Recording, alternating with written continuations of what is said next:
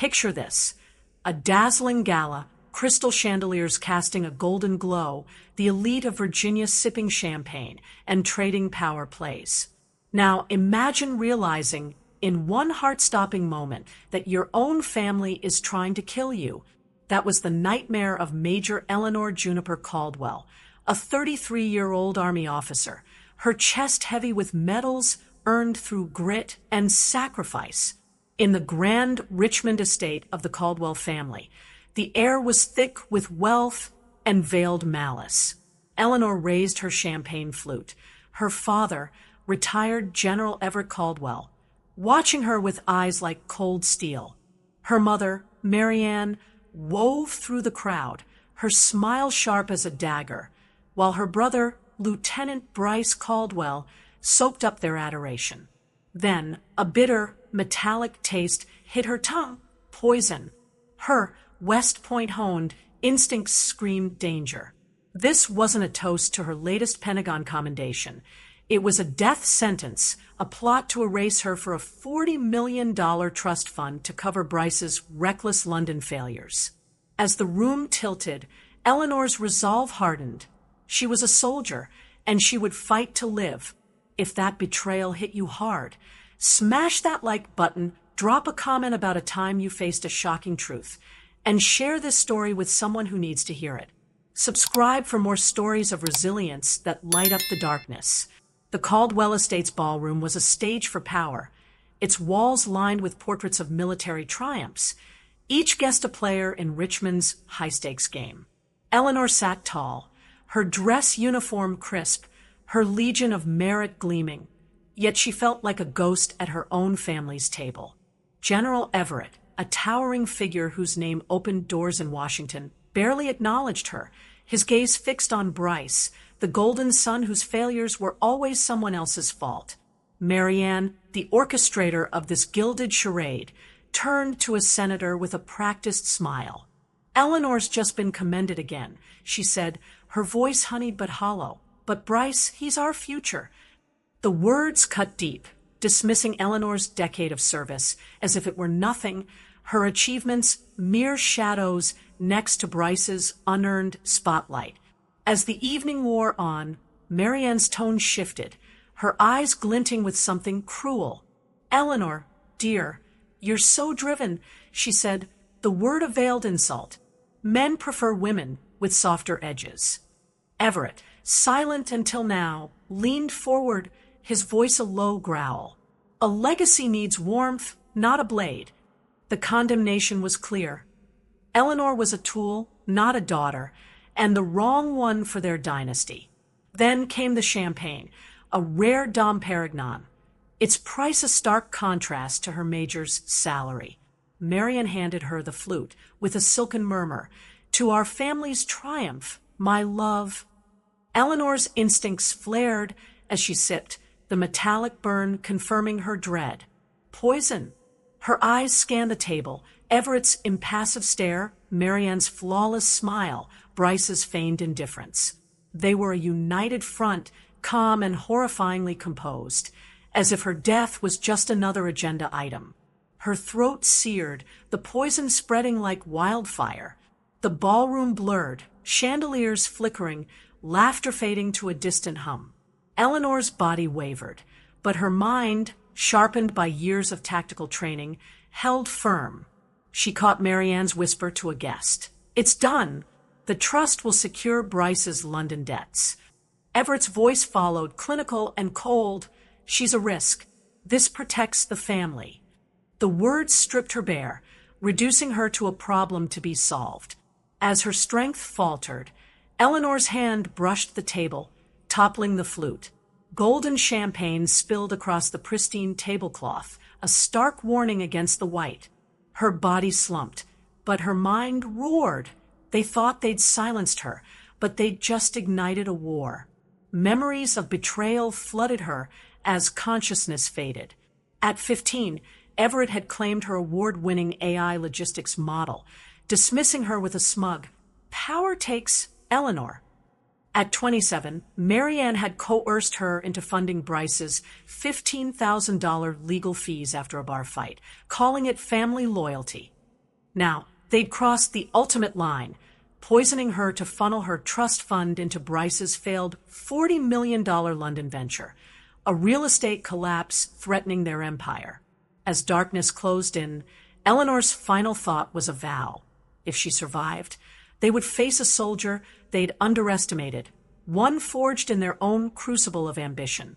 The air in the Caldwell estate's wine cellar was a suffocating shroud, thick with the reek of damp earth and betrayal. Major Eleanor Juniper Caldwell, her body still reeling from the poison's grip, lay sprawled on the cold stone floor. The glittering gala upstairs, where her family, General Everett, Marianne, and Bryce, had toasted her death with champagne, felt like a distant nightmare. They thought they'd buried her, erasing her to secure a $40 million trust fund for Bryce's catastrophic London venture. But Eleanor was no corpse. Her West Point training kicked in, a steel thread pulling her from despair. In the pitch black, her trembling fingers found a small, heavy object, a military challenge coin, her father's old token of empty pride, dropped in their haste. Its weight was a spark, igniting a fire in her chest. They'd caged a soldier, not a daughter, and she would claw her way out, turning their betrayal into her battle cry. The cellar was a tomb, its silence broken only by the faint drip of water and Eleanor's labored breaths. Her muscles ached, the poison's aftershocks leaving her weak, her head throbbing like a battlefield drum. Panic clawed at her, but she shoved it aside.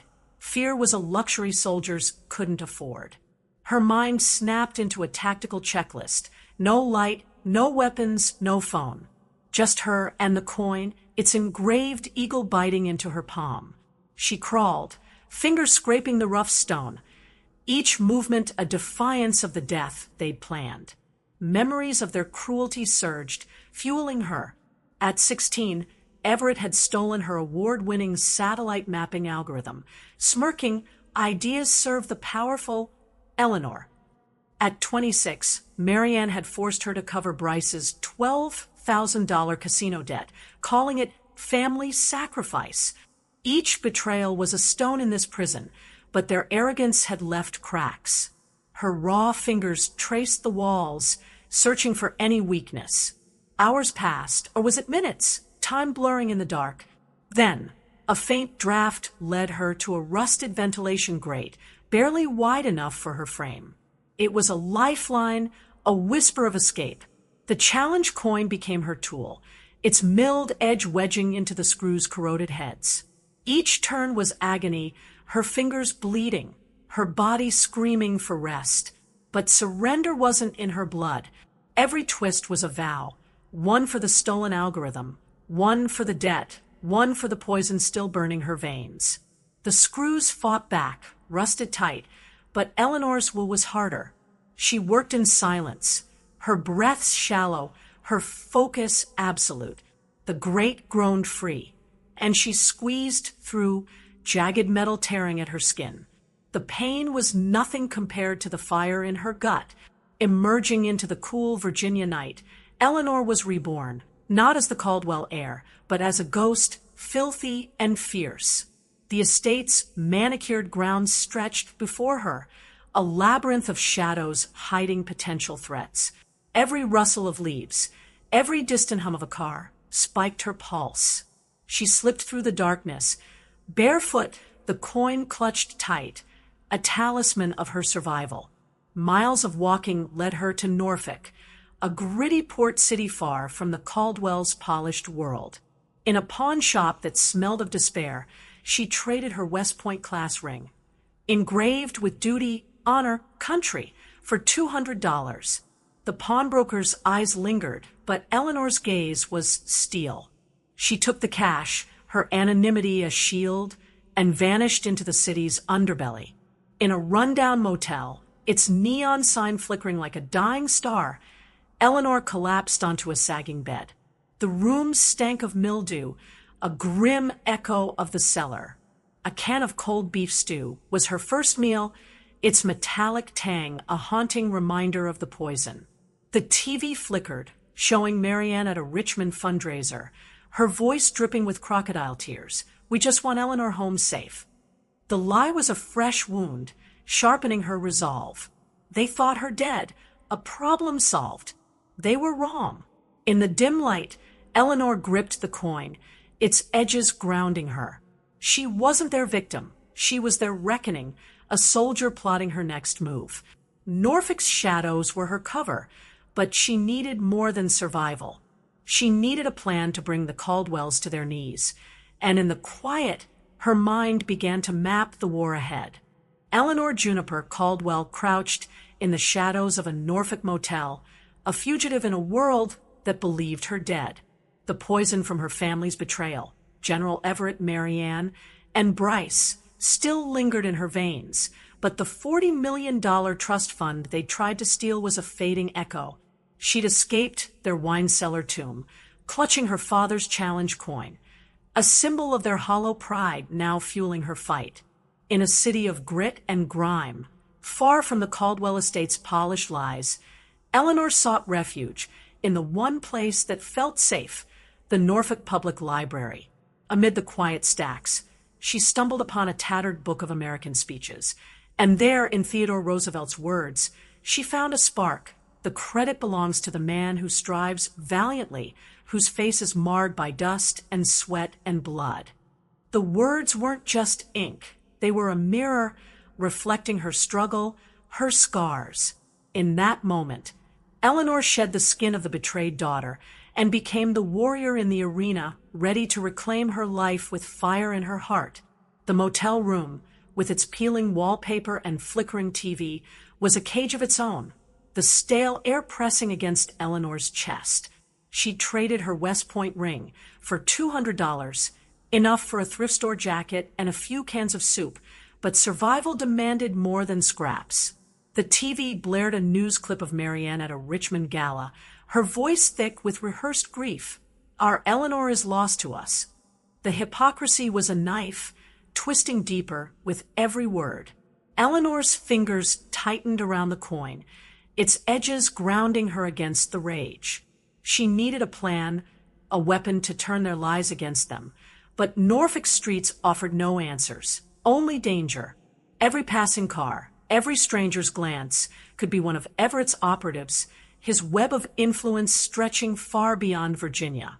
She needed clarity, and the library, with its smell of old paper and quiet power, became her sanctuary. Inside, Eleanor wandered the stacks, her mind a storm of fear and fury. She pulled a worn anthology from a shelf, its pages yellowed but heavy with wisdom. Flipping through, she landed on Roosevelt's Man in the Arena speech, and the words hit like a grenade. "It is not the critic who counts, but the man who dares greatly." Each sentence was a pulse, syncing with her heartbeat. Her family, the critics, had stood on the sidelines, pristine and cruel, pointing out her flaws while she bled in their arena. Her face, marred by the dust of escape and the blood of their betrayal, was proof of her fight. She wasn't the broken daughter they'd cast aside. She was the soldier who'd survived their poison. The words burned away her despair, forging it into a cold, unyielding purpose. She would fight, not just to live, but to destroy the empire that sought to erase her. Eleanor sat in the library's dim corner, the book open before her, her hands trembling not from fear, but from awakening. Memories flooded back, each one a fresh wound.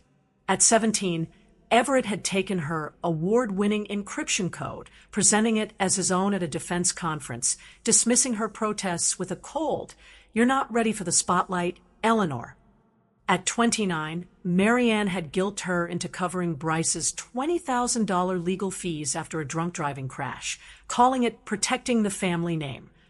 Now, they tried to kill her, their $40 million trust fund grab, a desperate bid to bury Bryce's London real estate collapse. Roosevelt's words reframed it all. They were the critics safe in their power, while she was the one daring greatly. The library's silence was a canvas, and Eleanor began to paint her counterattack. She left the library with the coin in her pocket and Roosevelt's words in her mind, a creed to guide her war. Back in the motel, she stared at the cracked ceiling, her plan taking shape. She couldn't fight alone. Everett's reach was too vast, his allies too entrenched. She needed an army, and there was one man she trusted, Colonel Marcus Kane, her former commander in Afghanistan.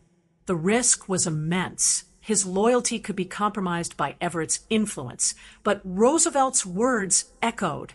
Dare greatly. Eleanor bought a burner phone with her last $20, her fingers hovering over the keys. The call would be a leap into the abyss, but she was no longer the daughter who bowed to fear. She was the warrior in the arena, and the next move would light the fuse of her rebellion. Eleanor Juniper Caldwell sat on the edge of a sagging motel bed in Norfolk, the dim light casting shadows across the cracked walls. The words of Theodore Roosevelt still burned in her mind. Dare greatly, a beacon in the fog of her family's betrayal. General Everett, Marianne, and Bryce had tried to erase her with poison. Their $40 million trust fund grabbed a desperate bid to cover Bryce's London collapse. She'd escaped their wine cellar, clutching her father's challenge coin, a relic of their hollow pride now fueling her fight.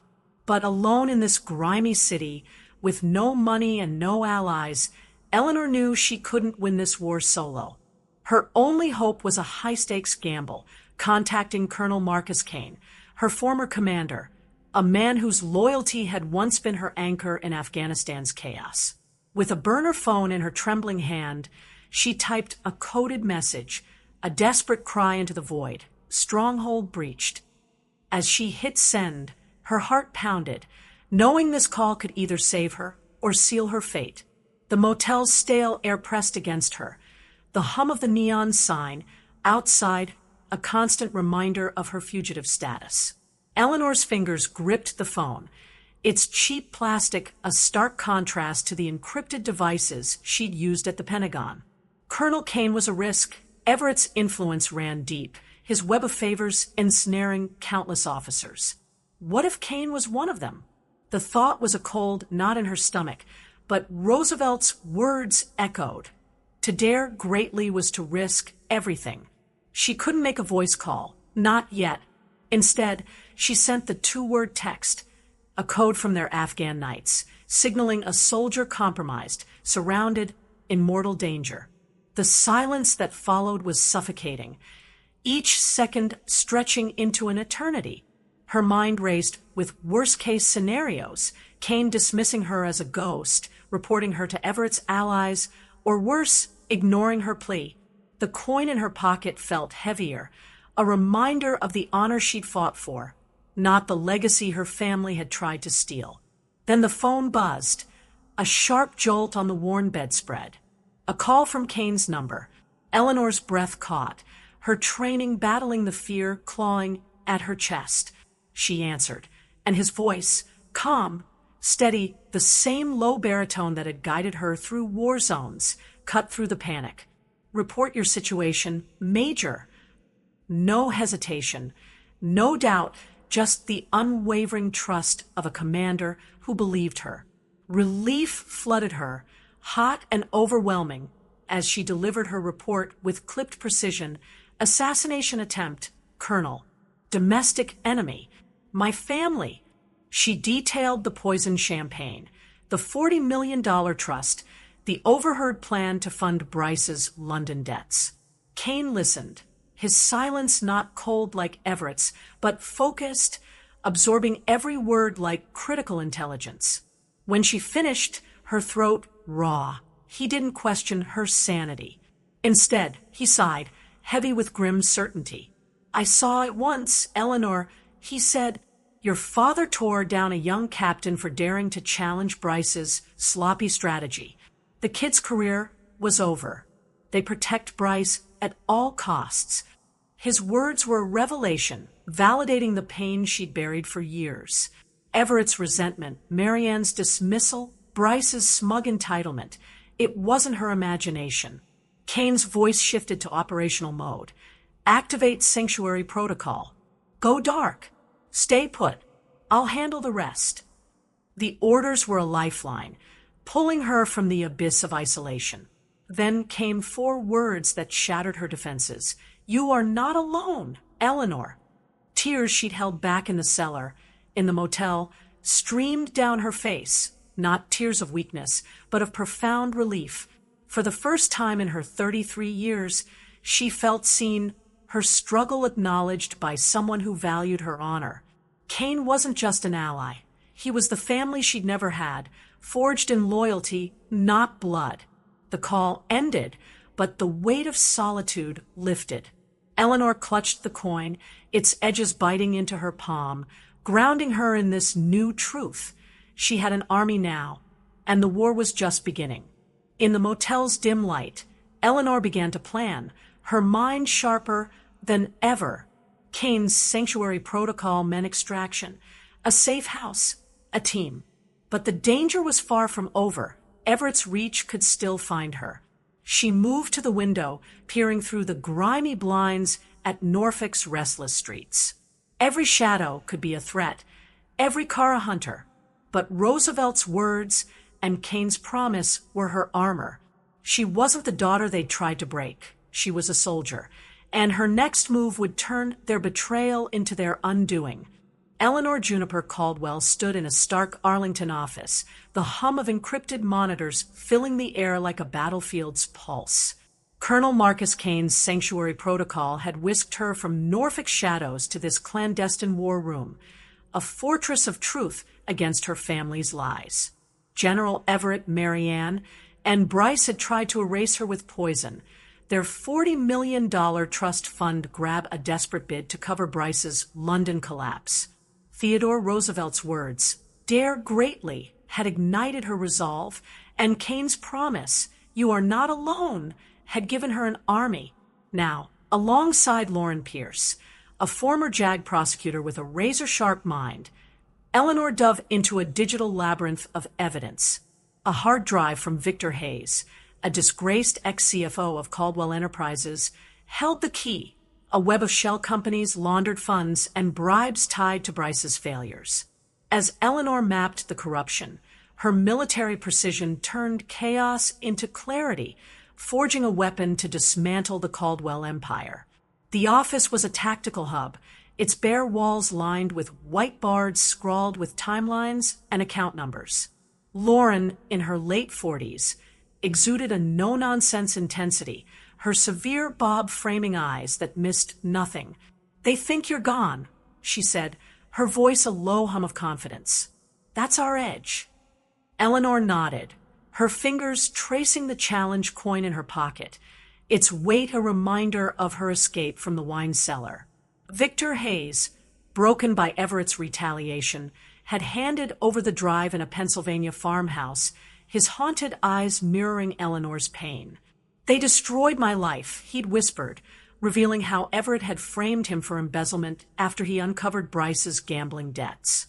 The drive was his dead man's switch, a trove of secrets Eleanor now wielded like a blade. The team, Kane's hand-picked forensic accountants and data experts, all ex-military, worked around the clock, fueled by black coffee and shared fury. Eleanor, the lead analyst, sifted through the drive's encrypted files, her Pentagon training spotting patterns in the chaos. They uncovered a slush fund funneling defense contract profits to pay off Bryce's $40 million London real estate disaster, a deal that had tanked investors and threatened the Caldwell name. Emails revealed bribes to British officials, orchestrated by Everett to bury the fallout. Each discovery was a jolt, not just of anger, but of purpose. This wasn't just fraud. It was a betrayal of the principles Eleanor's uniform stood for. She remembered Bryce's smug grin at a family dinner, Marianne's praise for his potential, while her own commendations were dismissed. Now, she held the truth that would burn their empire to the ground. But the evidence wasn't enough. Eleanor needed to dismantle their narrative. They'd painted her as unstable, a deserter who'd cracked under pressure. The TV in the war room flickered with Marianne's latest performance, her tearful plea on a national morning show. Eleanor needs help. We're heartbroken. The lie was a fresh wound, but it sharpened Eleanor's focus. She worked late into the night, her eyes burning from staring at spreadsheets, her mind racing. A memory surfaced. At 22, Everett had taken her strategic defense proposal, passing it off as his own to a Senate committee.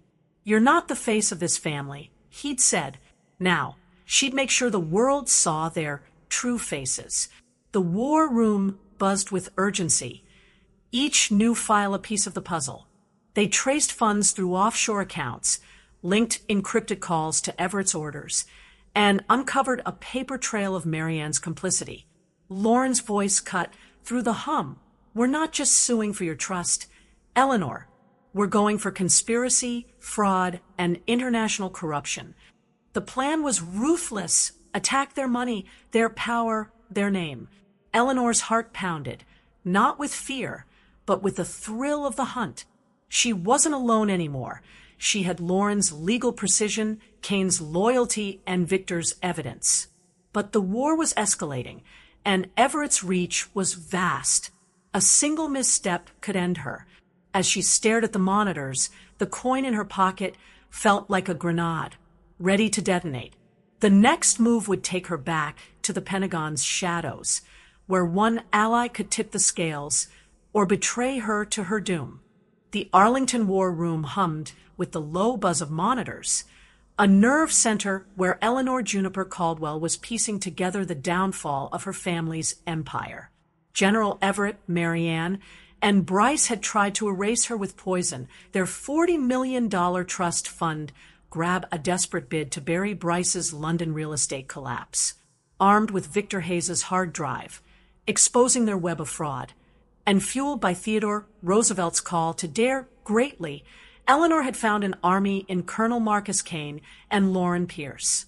But to dismantle the Caldwell's lies, branding her as an unstable deserter, she needed more than financial records. She needed the truth buried deep in the Pentagon's vaults.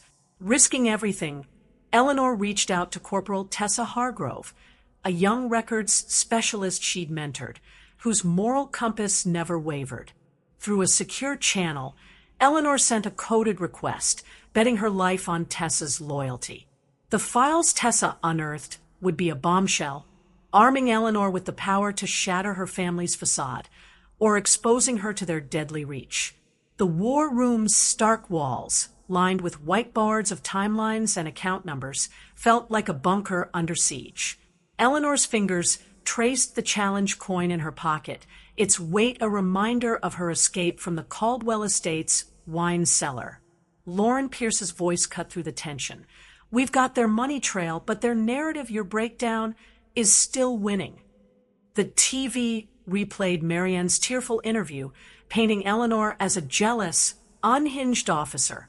The lie stung, but Eleanor's focus was razor-sharp. She needed proof to reclaim her name, and the Pentagon, her former stronghold, was the key. Contacting Tessa was a gamble. Everett's influence could have tainted anyone. But Eleanor remembered Tessa's spark, her fierce integrity during late-night Pentagon shifts. "I trust her," Eleanor told Lauren, her voice steady despite the fear gnawing at her gut. Using a burner phone, Eleanor sent a coded message. "Archive breach. Need truth." She didn't reveal the full story, only that her service record had been tampered with, a dangerous lie threatening her honor. Tessa's reply came in minutes. "Major, I knew the AWOL story was wrong. Tell me what you need." Relief washed over Eleanor, but the danger was palpable. Tessa was her ghost in the machine, navigating the Pentagon's labyrinthine archives with Eleanor's coded keywords. 2 days later, Tessa delivered 2 encrypted files, each a grenade ready to detonate.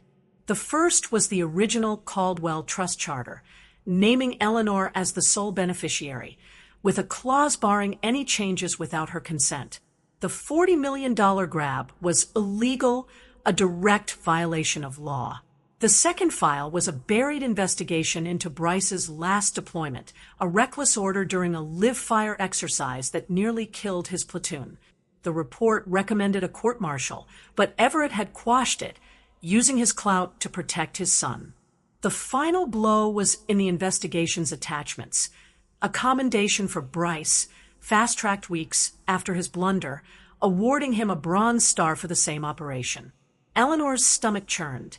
She remembered the ceremony, Bryce's smug grin as Everett pinned the medal, Marianne's proud tears, none for Eleanor's legitimate Purple Heart. They'd stolen valor, desecrating the military code. She lived by. "This is it," Eleanor whispered, handing the files to Lauren. The war room went silent, the team absorbing the weight of the evidence. Lauren's eyes gleamed with predatory focus. "This isn't just fraud," she said. "It's treason against everything you stand for." Eleanor's rage hardened into steel. Her family had attacked her duty, her honor, her country. The coin in her pocket felt like a loaded weapon, ready to fire. But the fight wasn't over. Everett's allies could still be watching, and Tessa's breach might have left a trail. Eleanor's mind raced, plotting the next move. The files were her arsenal, but exposing them meant stepping into the light, where her family's power could crush her. As she stared at the monitors, the war room's hum felt like a heartbeat, pulsing with the promise of justice. The courtroom loomed ahead, a battlefield where Eleanor would face her family, not as their daughter, but as their reckoning. She wasn't just fighting for her name. She was fighting for every soldier whose honor had been tarnished by their lies. The Alexandria courthouse loomed like a fortress of truth, its marble halls ready to witness the fall of an empire.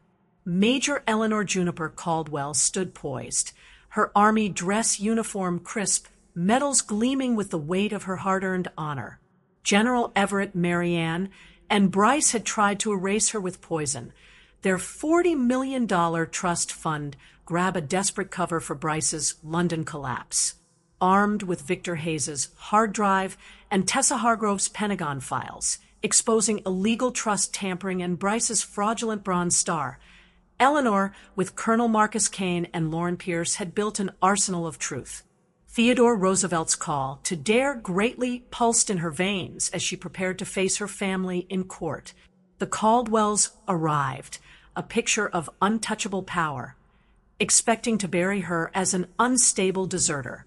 But when Eleanor walked through those doors, their world tilted, and the courtroom became her arena where justice would burn their lies to ash. The gallery buzzed with Virginia's elite, drawn to the spectacle of the Caldwell dynasty's unraveling. Everett sat ramrod straight, his chest heavy with unearned medals, his face a mask of stoic authority. Marianne, draped in elegant sorrow, clutched her pearls, while Bryce fidgeted, his boyish arrogance cracking. Their lawyer, a slick D.C. shark named Raymond Holt, rose with a smirk.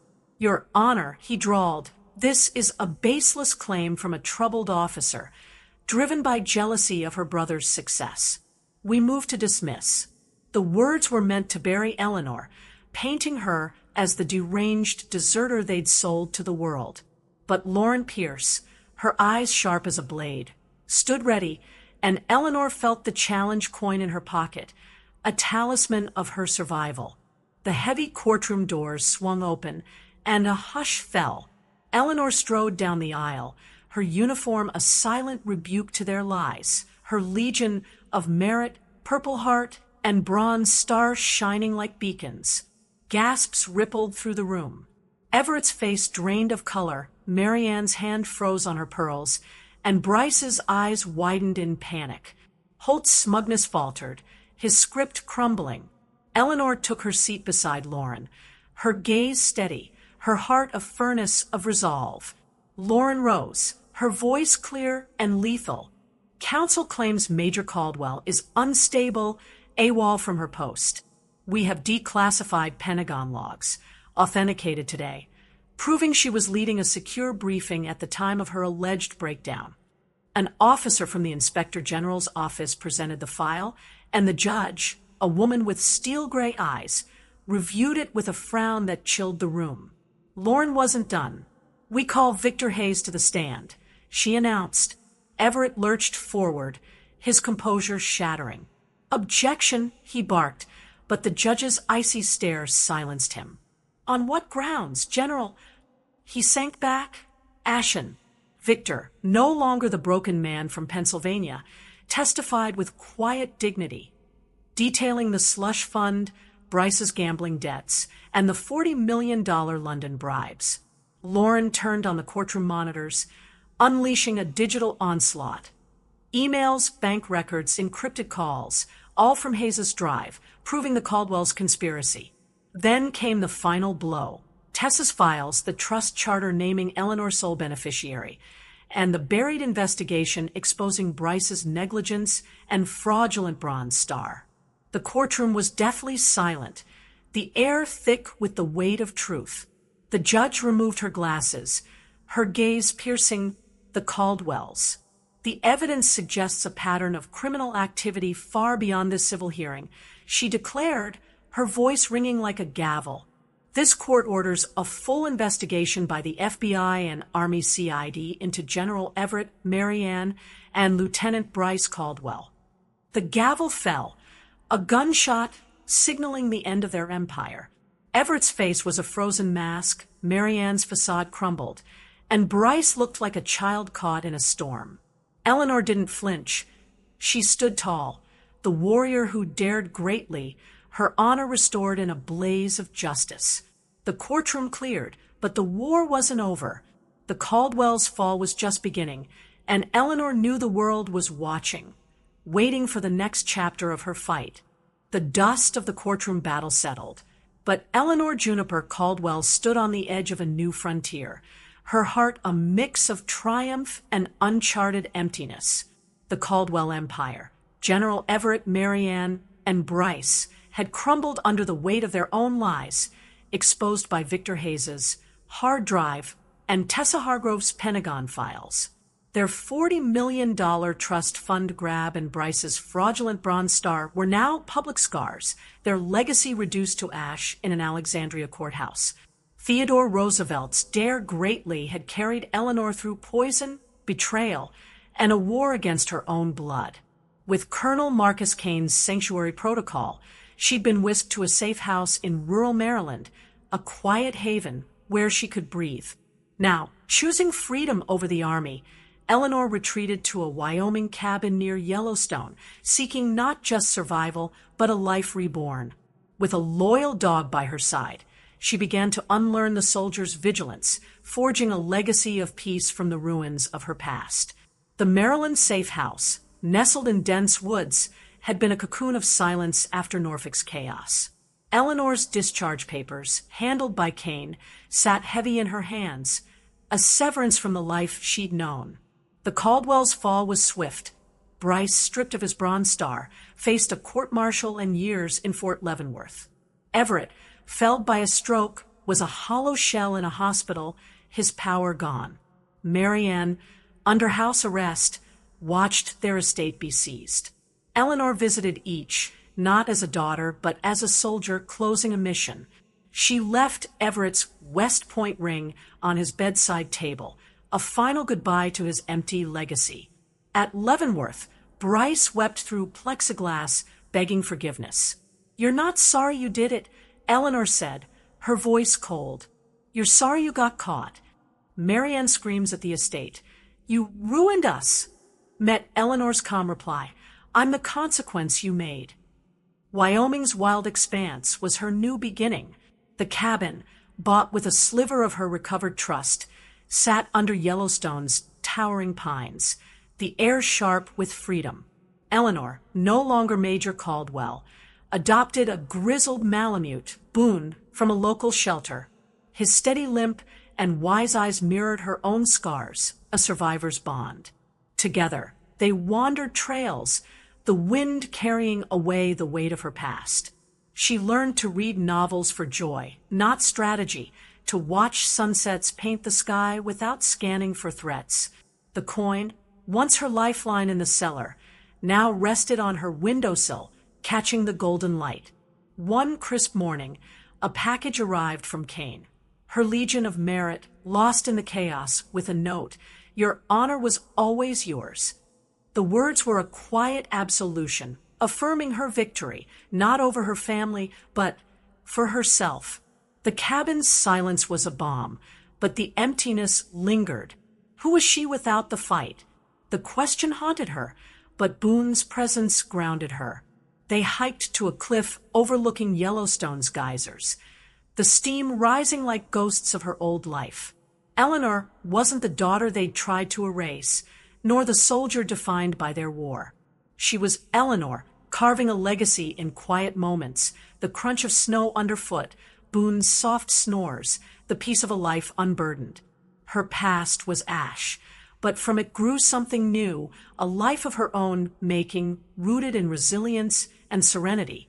Eleanor's story isn't just a tale of survival, it's a testament to building something beautiful from betrayal's ruins.